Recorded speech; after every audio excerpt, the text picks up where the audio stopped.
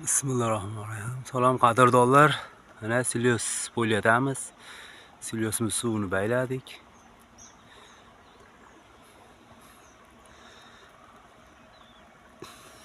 Silyos suvini baylab, xudo xolasa men sasid kiraga taqib qo'yibdi.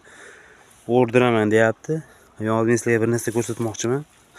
Endi hamma o'zicha fikrlaydi. Endi men ham o'zimcha fikrlayapman. Mana dumburlar yaxshi. Yaxshi bo'lgan, qimmatroq.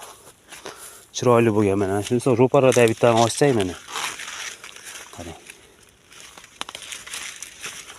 Egasidan so'ramay ochyapmiz. Egasi ham oshnamiz mana. Sutmi qattiq hali mana. Ko'ryapsizlarmi? Buni ezasiz mana. Qarang. Quyoshlik bo'lyapti. Quyosh to'saylikda. Mana. Qanday tushuntiring? Qaranglar. Makkani ezasiz, ichidagi ozuqasi sutmi qattiq mana. Ichida hech nima chiqmayapti mana. Ezasiz, polni suv chiqib ketgandan keyin buni hech nima qolmayapti, ozuqa mana.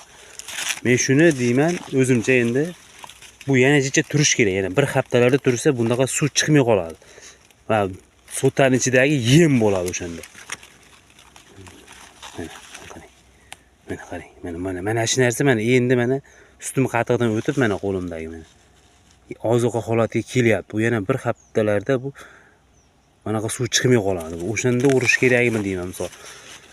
O'zimning molimga misol men shunaqa o'raman har yili.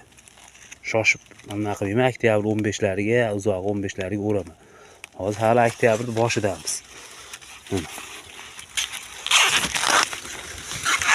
Bu eng katta sotalar ko'ryapsiz hozir. Yaxshi bo'lgan sotalar bu.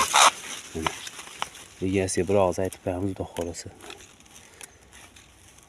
O'rdirishga ham xohish o'zida mana. Qarang mana.